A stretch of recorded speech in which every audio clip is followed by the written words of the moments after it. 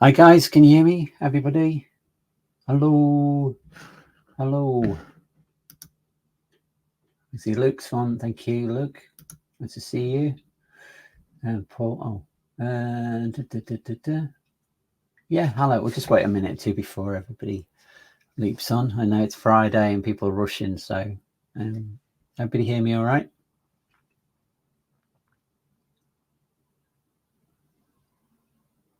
Yeah. Okay.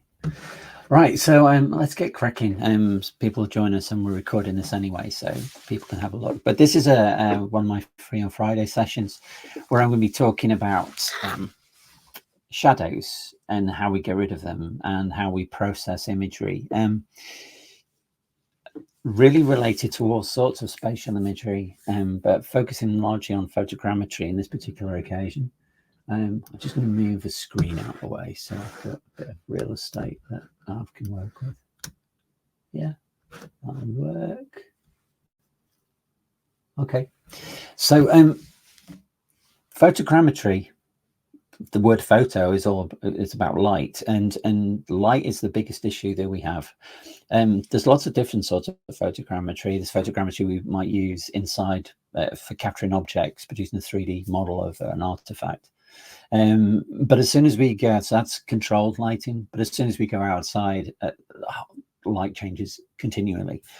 So whether we're doing photogrammetry with drones or we're doing close range photogrammetry, ROV, we are plagued with the fact that light changes all the time.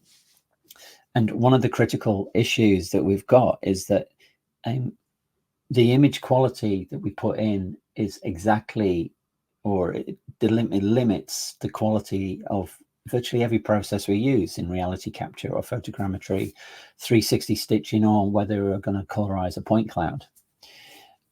What we are doing is taking an image from a camera, or what we call an out of camera image, and that's frozen in a moment in time. So we are baking in things that may not be there, like shadows or highlights or different things. And light changes on a continual basis, of course, unless we're blessed with fabulous weather like the Middle East or Texas or southern states, where it's blue sky all the time.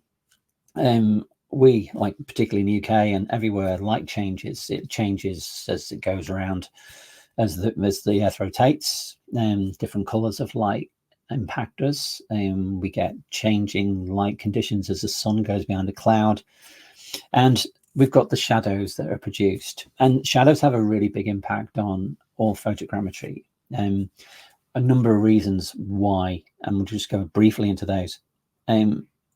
If I've got low sun, shadow lengthens. By the time I've taken my battery out of my drone and reflown it, the shadow has changed shape. Now, this has an impact on stitching, but it also sometimes means that you will get a lump appearing where there isn't a lump because it thinks it's an object. So being able to shoot quickly, or ideally to eliminate shadows, is a great way of doing it. And that's really what Rich Pix is about, and what I try and teach, and what we do is try and figure out how we can capture imagery, whether that is with our camera, with our drone, with a camera inside a scanner. How do we actually use that and make sure we can get a texture that works? Now, impacts a number of things. It impacts the accuracy of the stitching. It impacts on the meshes of the point clouds we do. So we'll see some examples shortly. But what I'm going to do here is I'm going to divide it into 3 bits. So the first bit is going to be about bulk processing, because we can't just play with one image. We're having to deal with lots. So I'm going to share with you one of the tools I use to manage things and to make things a lot simpler. Then I'm going to show you a brief introduction to some of the editing. And then lastly, I'm going to show you a new software that I've been working on, which will give you a much smoother workflow, which will hopefully give you some different ideas as to how you might manage your images. It always strikes me as a bit bizarre that people spend thousands and thousands of pounds on their scanners and on the drones, but don't spend very much time on learning how to get a good image out of it. because you can spend all that money, but if you've got a blurred image or big shadows or highlights, then you're not going to get any image out there that makes sense. So what we're going to do is sort of, I'm going to open up a screen and share one software I use, but there are 3 or 4, but this is a great way to exemplify what we're doing. So I tend to use one of 3 softwares. Yeah, I don't have to buy drones. I just process other people's, so I'd have to buy kit, so I can indulge. But I use 3 different image editing softwares. So most of you will know of Lightroom, which is a raw editing software. They also edits TIFFs and JPEGs too. The one I particularly use more than anything, I think, is the one I'm going to demonstrate, which is Capture One. Lightroom and Capture One do very much the same thing, and every release, one's getting better than the other, and they're just a bit of a competition. Capture One comes from this Phase 1 stable. It was originally developed by Phase 1 cameras.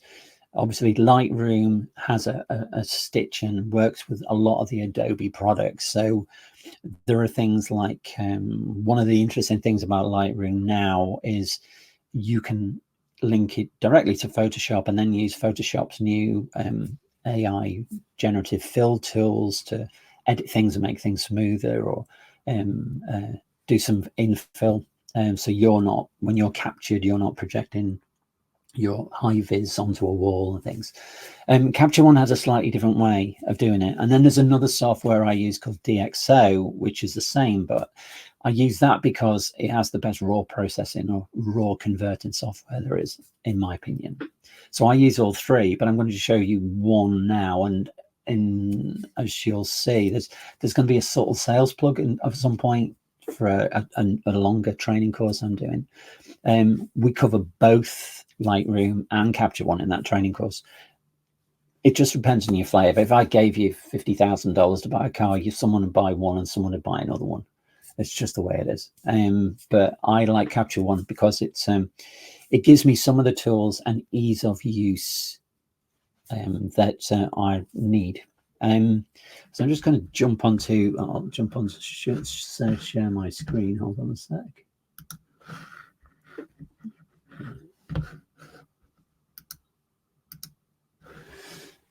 Okay, hopefully you can see the screen is a picture of, this is the screen of the user interface for Capture One.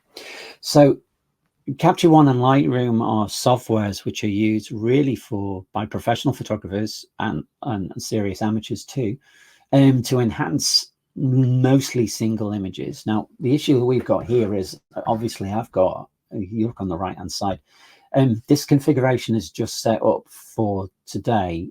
Normally you can set it up for a double screen, so all of these images here will be set on a single screen, and then you've got one here which you can do all the adjustments and playing about with. But just because I'm putting it onto video on streaming this, I have to put it onto one for now, but you can expand the real estate.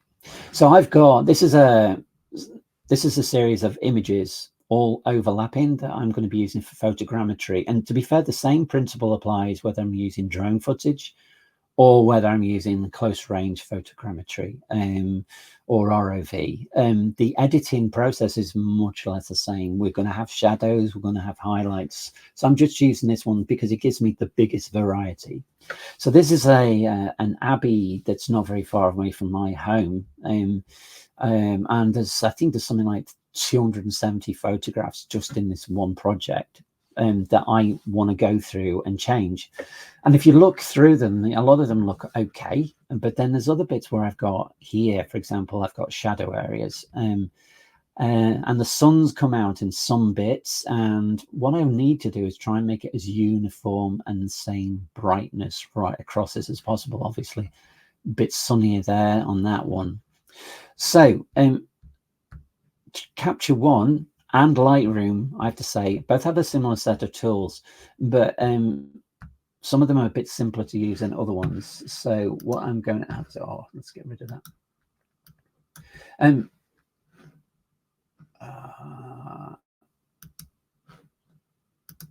Right. So just go running through quickly, just to give you an overview.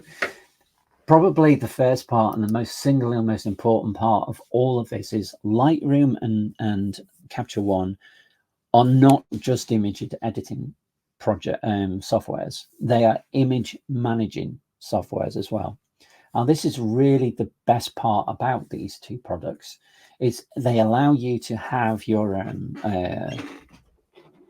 images. So all my images I normally have on a SSD drive, but it allows me to manage them all in one place and then to sort them into different groups.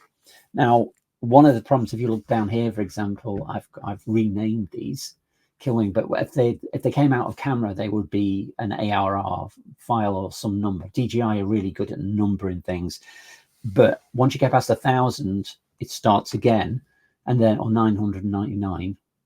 9,999, and then it starts again. So sometimes you can have duplicate names.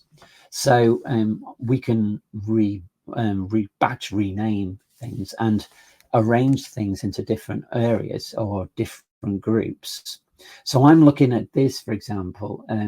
So over here, we create a whole series of books, folders, and they're virtual folders. We're not moving any of the images from the SSD. We're putting them into little groups separately that are led in Lightroom by Lightroom's database, and in this case by Capture One. So the image itself isn't moving from your hard drive. Now, this makes life a lot simpler because you're not having to ship and copy photographs and different workflows to different folders. They all stay in the same place until such time as you want to export them, and then you can export them into different formats, into different folders, to the client folder, job folder. So you're not constantly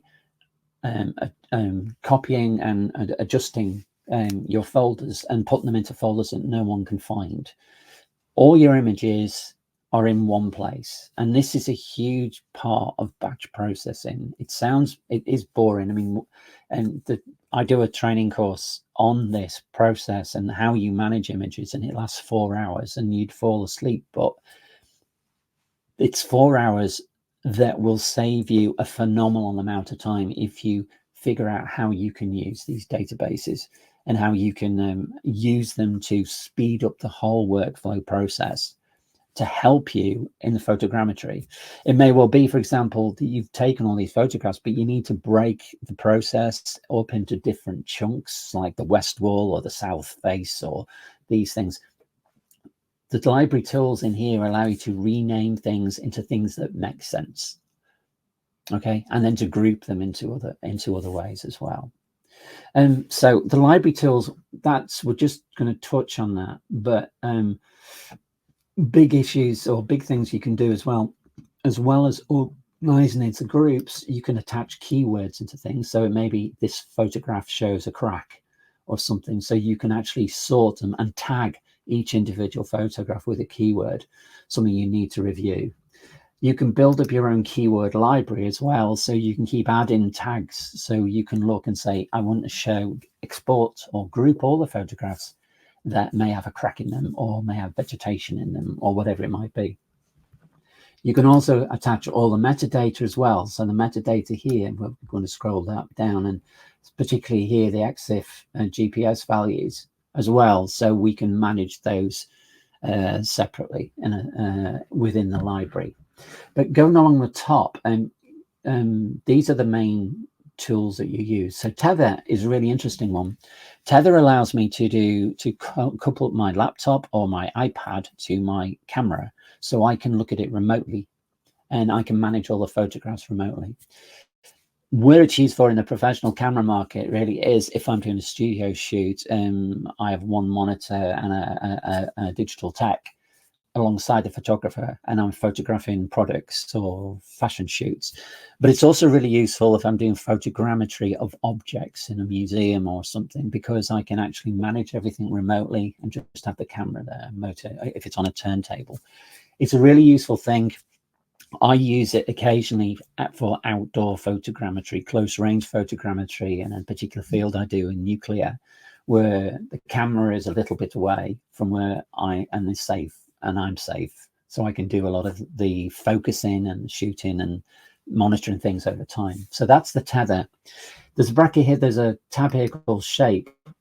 You're never going to touch that in photogrammetry. That basically changes the shape and verticals and a thing called tombstoning. So a lot of the stuff in here is really for artistic photography, and we're not interested in that. We're interested in getting every bit of data.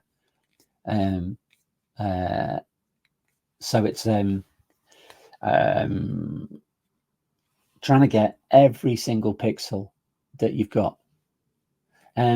So what I'm going to so that one is, you're never going to touch that in photogrammetry because that's just going to distort the image. So actually you can take that off the workface, and I'm just showing you there because when you open it up, you're going to think, what's shape about? You don't touch it. All right. The second thing on the one we spend a lot with is styles. So we'll come back to styles, but basically styles is a way of automating processes. So I can build up a style. So when I import it, it will add some different configuration. This will all become a bit clearer when we start with this thing, the adjust tool. The adjust tool is the one that we're going to be using a lot. But before we get on to that, let's look at the refine tool as well. This allows us to do things like noise reduction. It allows us to do things like dust removal automatically. If you're on a busy day and dust gets on your lens or in your sensor, what you're going to get are dust spots, and it's a pain to clean all of these, and that tool actually does it for you. So if I've got to get dust off every single photo, this little button here saves your life. Okay. There's other things to do with purple fringing. We can talk a bit more about that, but that's a discoloration you get sometimes when light creeps around something. So you've got these little refinement tools. The one we're going to be talking about mostly is adjust. But first of all, let's talk about, we've got all these images here. What are we going to do with them? Right. Now, an awful lot of them are pretty good. But there's some here like that. What have we've backlit? Something's gone wrong with that. Is it usable? Can we recover it? It seems to be in a critical part, and there's lots of overlap there. So we want to see if we can fix it. Otherwise, we've got no data there. Okay, we look through and scroll through. Now, this is a bit of a pain to do, but what we can do is we can start looking at them and we can start sorting them. So let's say this one, for example. I need to do something on this to recover the detail that's hidden in the shadows. So what I can do is I can give it a code. I can colorize it. So I can give it, say, orange is something I need to do. Okay. Or I could actually use these star ratings. Just by moving through and pressing the number key, I could say, right, so that you can see now it's a 3. So I'm just going through each one. Used to use my arrows. The next one, 3, and the other one, I missed one there. Let's go back. We'll give that a 3. So what I can do is all the things that need shadow work, I could either color it and say it's an orange color tag or a 3-star tag. This is what professional photographers use this to say which are the ones that they're doing a wedding shoot, which are the ones they're going to give out. They rate them. But by rating them, it also means we can group them into things that will do the same. So we can group them into areas where we can work on the same group and do the same. It just speeds up the process because we can select them. So if I go into select here, I can select by rating or color tag. So let's say, for example, I wanted to collect all these and I wanted to select 3. So all the ones I've rated as 3 stars now pop up. Likewise, all the ones are rated as orange. You can pick whichever scheme you like. I tend to use, I've used different ones. Number 3 normally means I've got shadow work I've got to do. So I will group all of them into one thing, and you'll see why this is important and why it's so beneficial later on. The issue that we have mostly is to do with, well, the 2 things, shadows and highlights. But let's have a look at, so yeah, it's going back a bit. Let's see if we've got some more. So this one, for example, that we can just scroll through with our arrows, and we'll call that a 2-star. that needs a little bit of adjustment. What we can also do is we can click on them and we can highlight them all. Okay, well, sorry, click and then shift, highlight them. Oh, that one and that one. Oh, let's have a look, sorry. Shift, I was doing caps lock. Okay, and now what I can do is I can right click on these and then I can tag to all of these. So I can go, well, all of these are orange. So they're now all orange and all grouped in the orange tag. So I can sort them by color. So all the orange ones, I know I'm going to have to do a certain amount of adjustment with them. Where this comes really important is when you're doing things like where you've got to blur faces and things. So you can go through them all one by one, or just, these are actually the JPEGs, just profile preview pictures. They're not a raw image. They're just to give you some idea. You can change the number and configuration, the size of them as well, and just scroll through them. But most of these look okay, so I don't need to tag them. I only need to tag the things I need to do something with. And some people say, oh, I want, you know, when you're looking at quality, some people tag things at 1 star. Well, why would you want to tag something at 1 star? Okay. Right, so I can tag these and go, actually, well, these ones here, for example, these are ones I want to tag these, and I might want to tag them. Where am I? Yeah, so I'm tagging them down by, yeah. So I would say these are all 3s because they've all got something to do with shadow. You can pick whichever one you want to, and you can assign colors by number as well, or by so for example, the plus key. If I hit the plus key or multiplication key, move on to the next one, move on to the next one. Okay, so I can scroll through all these and just by using my fingers and just sort them manually. There are some really interesting tricks we'll go into about how you can do this automatically, but I just wanted to show you the basics to start off with. All right, but let's have a look at a couple of images and see what we can do, because this is where it starts getting interesting. So let's have a look at, say, let's have a look at something that's got some shadows in it. Right, let's have a look at this one, for example. Right, so we're looking at here, and what we've got is the light is obviously coming in here.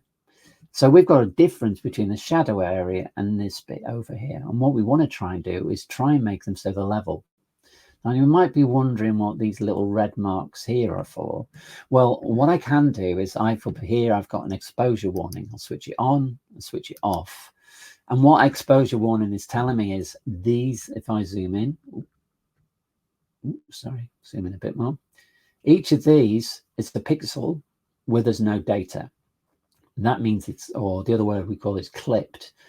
Basically, if I was to print this out, there would be no ink in that particular pixel. If I'm doing a point cloud or a mesh, there's no data for that pixel. So what I've got here is when I come to actually stitch things together using the SIFT algorithms, anything in this red area, there's going to be no data. So you're going to get no resolution, no tie-in points for that. Whoops, I've been a bit fast with that. Now that's, in this area it's not so bad, but if it's in a particular area where I had an overlap critical, so this is going to be roughly on the overlap area, I'm going to lose tie-in points, so I'm going to lose accuracy. But then later on when I come to mesh it, I'm not going to have any data in that area. Again, I can show you how bad this gets if I increase the exposure a little bit. Now I've just moved up 2 f-stops and suddenly the area's got a lot bigger. Okay, but what I've got here is a whole slew of tools that I can use, and I'm just going to run through these very quickly. This is part and parcel of this more advanced course I do, which is actually 8 hours of course over 2 days, but we try and crack it and show you all the tricks and wrinkles there. But what I can do here is I've got a number of sliders and things that I can play about with. The first thing I might want to do is have a look in this area here and try and see what I can get. So I've got in the dynamic range tool, this bit is only, if you look at the histogram up here, there's a lot of data, a lot of pixels, which are on the left-hand side. That's dark. Over here would be more exposed. And as I look, if you see just above here, it'll disappear as I point at it. Okay, but you see these numbers up here. As I hover over these are giving me the luminosity values for each of for RGB and the luminosity value. And if it gets to 0, like over here, I've got no data. Okay, so 2 3s, there's hardly any data there. There's nothing I can use. Whereas if I go over here on the whiter objects, you see we're getting up to 230s. And if I increase the exposure a bit on these red areas and hover over that, then I'm up to the 250s. That means there's no data. So far, so good. Yeah, I know I'm going a bit quick, but I'm just trying to fit everything in. So normally what I will do is I'll try playing about with the shadows. And the shadows, all it's going to do is look for the darkest areas and do some adjustments on that area. So it's just going to play about and do some adjustments and increase the exposure, brightness in this area. And as I watch what happens, that whole thing flattens out and you'll see more detail is coming into this area here. Now, I can balance that out a bit by increasing exposure, but and also the exposure's flattened this bit, but the brightness slider here, that's moving it all. And if I zoom out now, you see we're getting to a point where we're actually starting to recover a lot of the data that's hidden away.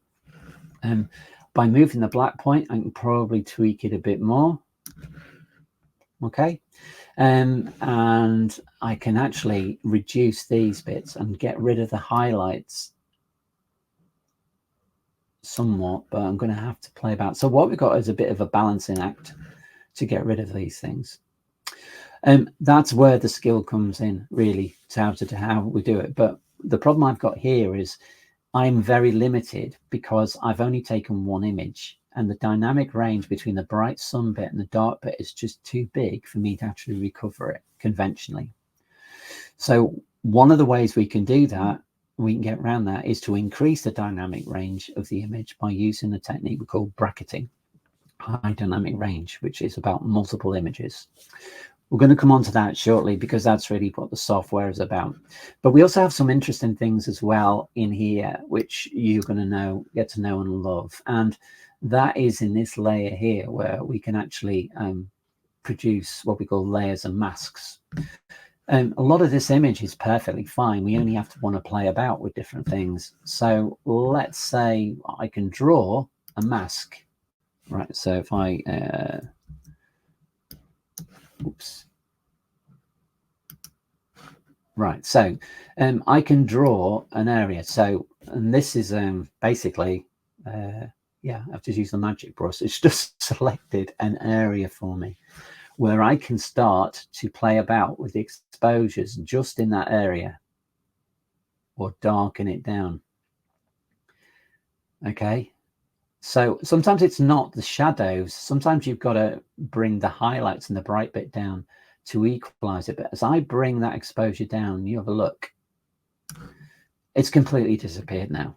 Okay, I've just hit the M key to get rid of it. Just press the M key and you'll see what the mask is. As of yesterday, Capture One, these guys up here, released a completely new version of their software. And in there, they put this little brush here, which is an AI select. And that allows us to produce masks using AI. It doesn't have to go up to the internet. And this can be done on your computer. It'll be... it's just self-contained. Adobe, you have to upload, you have to be connected to the internet to actually do this stuff. But this is an amazing tool. But you see how quickly, just by painting over the mask and then just adjusting the mask area, I've eliminated the shadow from that. Okay, you wouldn't know. What I could do is I can actually, I'm still not happy with this, but it's still a lot better than it was. Because if I go back to what it was like, that's what it was like. Okay, so one of the things I can do, let's have another go at this. So I'll increase the exposure, get rid of the shadows. I was getting better already. I'll play with the white point. I've also got a whole slew of tools down here to do with color editing, which is part and parcel of the training course. And to be fair, I just can't go into it. It's just too much to go into, but it's a really useful tool. But I've done some adjustments now, but that's okay. I've got to do all the rest. So what I can do with this software, and you can do the same in Lightroom, but they call it syncing there. What they do is, if this little button here, okay, I can just copy the adjustments. So all the adjustments on this area here are now copied. And then if I go down here and then I select all these images, okay, this adjustment here, and I've selected those, all I do is just apply those, and you see it's changed them all. Okay, so I have applied that. Now I could select all the orange ones as a group and then apply that correction to all of the other ones. Does that make sense? So suddenly we're selecting bits that need a specific type of work doing, like that's eliminating the shadows, and then batch processing by copying those attributes and those adjustments here to all those. So if I clicked on, let's get rid of that, and if I clicked on one of these now, which one have we done?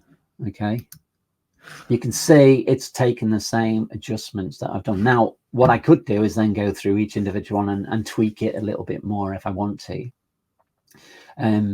But that's just a quick introduction as to how you can use a simple adjustment and apply them all. There's a couple of other tricks and wrinkles I'll quickly go through before we jump onto the other part, which is the software and bulk processing automatically. But one of the key things we need to look at is everything in focus. So we have this magic little tool up here called a focus mask, and what you'll see here is all of the areas that are colored green are pixels that are perfectly in focus. So I can quickly scan through my images and go, well, there's a few here. I've not got much in focus there because it's underexposed, but I can see that most of the photographs there are in focus. This one here, for example, let's have a look. It's not in focus. Why? Don't know. But it's going to pose us a few problems when we come to processing. So it may well be we might want to get rid of that one. For some reason, I think it's probably autofocus. Maybe something's passed in front of it, or maybe it wasn't, something's jumped or something. But these two photographs would basically cock up our photogrammetry processing, or we would get really weird textures out of it. And we may want to not use that. So what we do is make a note of these numbers and say, actually, when we're making a texture, we don't want to use that one. We want to use these ones instead. So this is a really simple tool. What we can see as well is, if I go down here, I think I noticed this one, for example, it looks, but the reason that's not in focus is because it was inside an area. I couldn't stand far enough back to get that. But what I can do with these is I can focus on these and I can say, okay, this one here, I've actually got a refinement tool which will allow me to do some sharpening on that image as well to increase it. Or I could output this into one of the other sharpening tools that are available to edit with and improve it a little bit using AI. Most of the photographs, I've only got a few that out of these which are slightly in focus, and to be fair, they may be good enough for what you want to do, but I couldn't get far enough back inside this little enclosure in the wall with the minimum focusing distance, so they're not perfectly in focus. That's a really useful tool. Right, so what else was I going to show you? There's such a lot to go at here that we could spend, well, I do spend 4 hours actually talking about editing and all the different things that you can do in different environments, whether that's noise reduction, if you're shooting in dark areas, enhancement of shadows, recovering details in highlights. But one of the things that I do a lot is, you've probably heard me talk about 32-bit photogrammetry. And basically that's another way of describing a high dynamic range. And high dynamic range means that we're we're actually trying to build one single image that samples as much of the dynamic range as we can in an image. What we're getting here with these are raw images on my Sony. We're capturing about 15 f-stops of dynamic range. The human eye is about 24, and it causes us all sorts of issues when we come to processing. But one of the ways we can get around that is to use what we call bracketed images. And bracketed images, or HDR images, whatever you want to call it, basically uses the same f-stop. So you'll see here, down here, I'm using f8. Normally all the images I'm shooting at f8, and I've set it at ISO 400 because I knew I was going to get some shadows in there. Normally I'd shoot at ISO 100, but now with the noise reduction softwares I can shoot at 1600 and convert it to a equivalent of an ISO 100 with some of the tools that we've got hidden away in these things and some of the editing softwares we've got. But basically what HDR software allows us to do is to process bracketed imagery and stitch them all into one by having one f-stop and then maybe having 3 or 5 images taken at the same time, but at a different shutter speed. So I'm exposing for the highlights, but having a longer exposure for the shadows. And then I'm blending those in with some software you're going to see. HDR is a really useful tool. The critical issue has always been how easy is it to use, say, drone imagery? Well, you can't use it if you're moving continually. But drones are now stable enough so you can shoot 3, 4, or 5 bracketed images. And the beauty of the algorithms that I'm going to show you is you can align them pixel for pixel over one another, provided it's not moving too much. So you can stack these images on top of each other. So this is going back to this, that you can actually do bracketed imagery in Capture One or Lightroom, but the alignment algorithm for both of them isn't good enough, in my opinion, to do it justice. So what I've been doing over the last 6 months or so is working with one of the leaders in the field, a company called HDR Soft, and they have a product called Photomatix Pro. Actually, I'm going to get up now. You can all see that, I hope, full screen.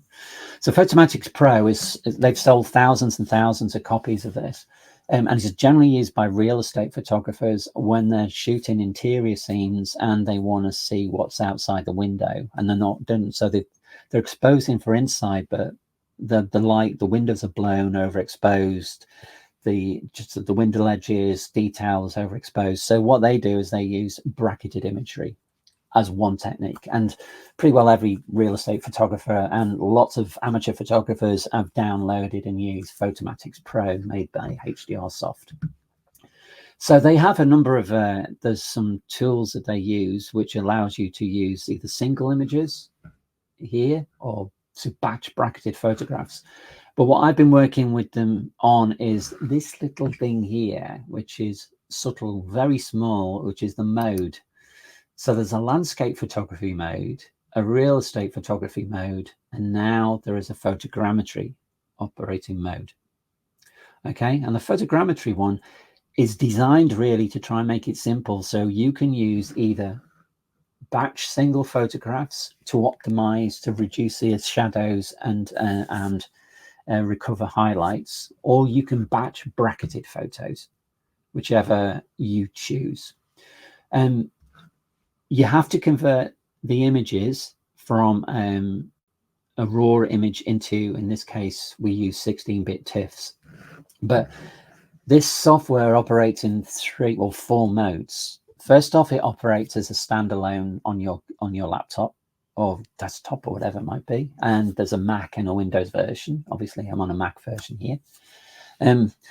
They also operate as a plugin for both Capture One and Lightroom. So if I go back to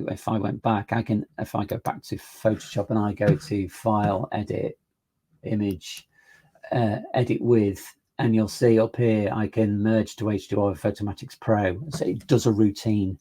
It takes it out and then puts it back into my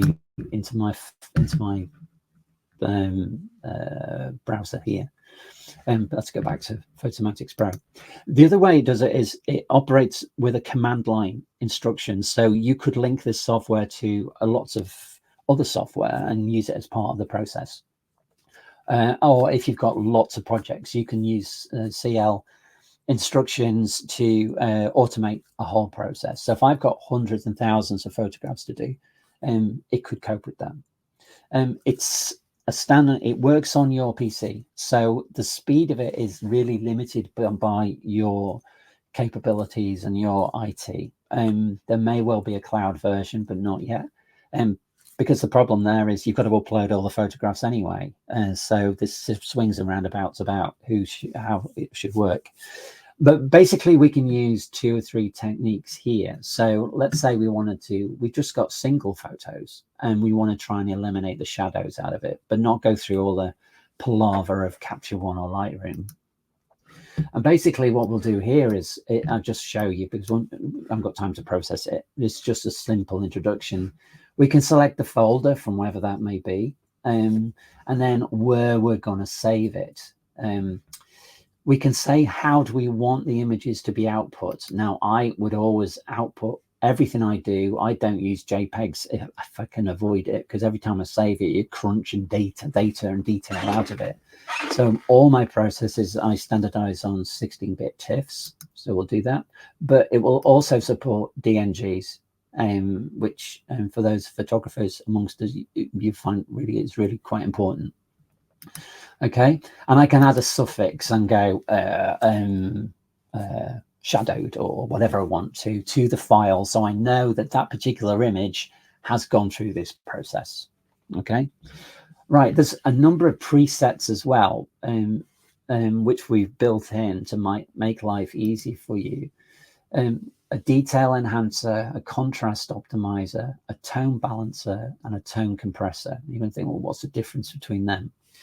Essentially, we're going to use 2 different ways of optimizing these. There are 2 different processes of making or recovering shadows and balancing out the difference in the dynamic range. The first is a thing called tone mapping, which uses a number of algorithms to look at the dark and to look at the highlights and the shadows and some of the midtones as well, and apply different corrections to them. The other method you can use is a thing called exposure fusion, which takes a number of images and looks at the different areas and then just merges them into one.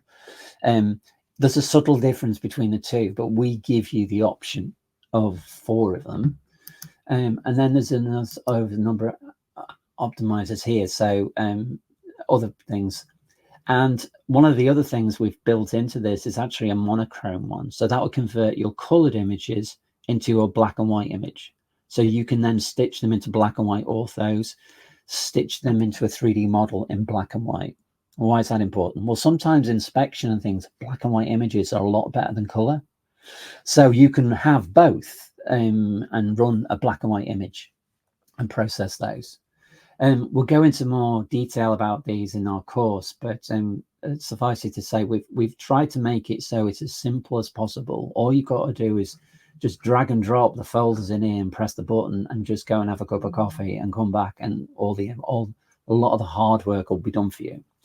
It's not going to be perfect, but it does take away a lot of the grunt and the pain. Okay, but just going back to these, we can also pre-process as well, so we can actually look at some noise reduction. It's pretty good. It's maybe not quite as good as some of the dedicated noise reduction AI softwares that are out there, which are truly astonishing, but it's going to be good enough for you. And also you can look at the chromatic aberration reduction. Every lens has its own weird way of dealing with color, especially around the outside. And so you can actually tick that or not. You don't have to have it. You can also apply different levels of contrast as well. Again, this is about trial and error, and you can also preview these as well. But again, we'll go through this in a longer course. But the other thing we can do as well is we can also provide a level of sharpening to that image. So if some of the images are out of focus or something, then you can help sharpen those, which is going to give a better model. Okay, and then you can actually remove the Photomatix watermark. Okay, and then just press run. All right, let's go back and have a look at the batch bracketed photos. Now, this is where it comes into its own, because you can imagine if you're doing lots of photographs, you've got batches. Well, how do you sort it out? Do you send 3 at a time or 5 at a time? Well, this is one of the beauties of bracketed imagery of Photomatix Pro, is that it will automatically do that for you and bunch them into groups. So we can select a folder or individual files, select the folder, sort them, but then we go into bracket selection and we have to tell it what brackets, how many brackets were we doing? Well, we were doing 3. I normally do 3, plus or minus 3 EV normally gets me out of jail. Okay, don't worry about 5 unless 5 you've do 1 EVs, it's just not enough. But and then you've got some advanced selection tools as well, with some options where we can actually change the ways, but it automatically detects the way you configured it. But don't worry about too much about that for now. Okay, destination, what are we going to do? How are we going to serve it? And where is it going to be saved to? And how are we going to output it?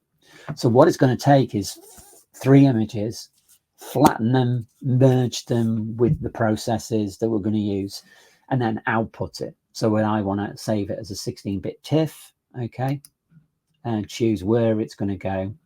Also, do we want to create a 32-bit unprocessed image? Now, this is really important if I'm doing spherical imagery or I'm doing HDRI imagery for games, film production, because they want either an EXR file or a DNG file or an HDR radiance file. Again, you don't have to worry too much about this, but it's a really sexy bit of kit, and this is where the fun comes in, and where you can take this off into all sorts of sectors and all sorts of applications. Okay, we're not going to do that for now, but you see how it works. So in the HDR, we've got a number of settings that we can apply a preset, and again, we've got a bit more here because we've got more that we can do when we've got bracketed image. We can enhance and fusion, optimize them. We've just come up with these names, but you need to see examples of it, and the training courses that go along with this and will help you understand exactly which is the right one to use in different circumstances. A lot of it is subjective, but it's up to you to play about with it.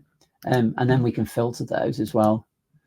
These are the ones, so a tone balancer, tone compressor. We can also apply custom settings as well. So we can take one of these presets and change it slightly and modify it. To be fair, I don't think you're really going to need that very often. Me, as a pernickety old grouch, I might want to tweak some things, but I've not got much alive. Yeah, it's all being moved. Yeah, it's all yeah, sorry, I've lost my thought then for a minute. I'll come back to that. Okay. Right. So the most important thing about HDR, though, is it doesn't work unless you can align the images properly. And that means the tripod might move, the drone might move a little bit in between shots. In that case, what the best part about Photomatix Pro is, in my opinion, it has the best alignment algorithm on the market. It's just, there's nothing really comes close, but it's the best of the best, and that's why people use it. So I want to align all these images. But the other thing I need to remember is, if I align them, I'm going to lose a little bit around the edge. So is it going to crop those aligned images? Now, this is really important to photogrammetry, because I need to do this. It doesn't matter if I do them to every single image, but if I start mixing images, I'm going to get problems with resolution and registration. So it really doesn't matter if it makes it a little bit small. If you imagine things are moving and if it's moved slightly 1 or 2 pixels this way, and I align them, I'm going to get some pixels which aren't in all the images. So I need to crop those out.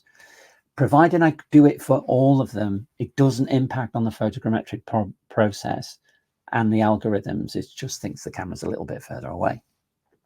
But I have to do it for all of them, and that's the key. The other thing I can do is I can tick the box that says reduce noise.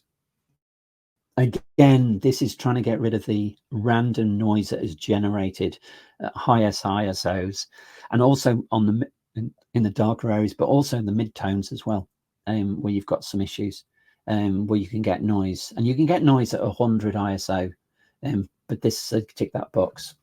And the other thing you need to do is remove ghosts, because you may well find that something's moved between one exposure and another.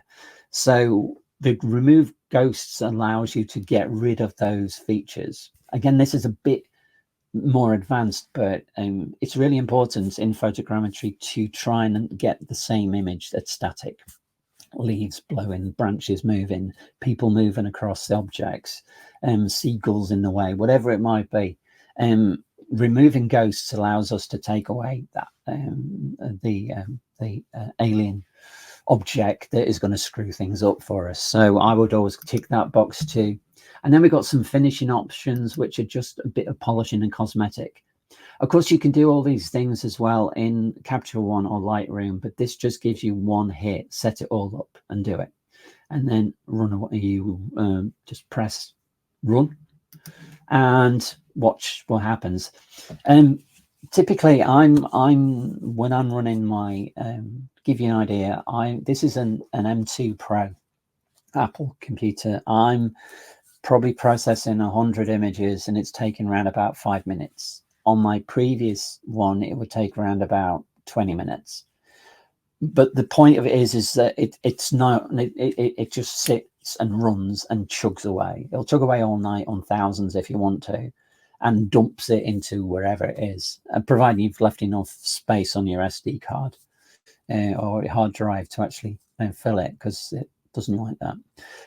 But this is a way of actually taking a quite complicated process and using an automated process to batch process a lot of things that you're doing, to improve the photographic image quality before you put it into Pix4D or Reality Capture or Correlated 3D or whatever you use. It's not just for photogrammetry, of course. You can use this for colorizing point clouds, getting rid of the shadows there. You can use it for inspection imagery, and it's really vital piece of kit when you're using panoramics and you've got sun in it, or you're trying to do 360-degree imagery. So that's really all I wanted to cover today. I've got where am I? Excuse me 1 second. My blatant sales plug is on 14th and 15th of November. I'm actually doing a much more expansive version of this. It's a part of a workshop I'm doing. It's 4 hours over 2 days in the evenings. Don't worry if you can't get there. It's all going to be recorded. But you can go onto the website, and what I will do for all you guys who have been here, I'll be giving you a little discount and sending some stuff through to you, because I know who's been on it. But at the same time, what I'm trying to do is trying to help people get a better quality of image before they get in the whole reality capture workflow, and being able to understand how you can use imagery and how you can make it better. I think is a critical part of what we need to do. In the notes, I'll put this up. There is a recording of this, so I'll put that up on YouTube, and there'll be some links to notes and a link for you can download this, a free trial version of this software, and also some training as well that we'll do. We'll probably do a longer session just on Photomatix Pro Photogrammetry Module. I'll just get rid of this, go back live, but there you go. So thank you for your time. It's Friday, it's 5 to 5, it's gym time. I need to get off. I've had a fantastic week actually doing a project, probably the most exciting project I've ever been involved with, and more of that later. But thank you for your time. I hope you've learned something. Please, if you need me or you want something, you can get me at, hold on a sec, I'll get that one. And if you want to send an email to Barry at richpixel.com. Google Rich Pix and our website will come up. There's a form there. There's details on the training course as well, on the workshop as well, and what we're going to be covering. But thanks for your time. Have a great weekend, and I look forward to hearing from you. I'm sure I'm going to get some questions and stuff after this, but that's great. Thank you for your time and your patience. Have a great weekend and keep safe, everyone. Okay, bye-bye.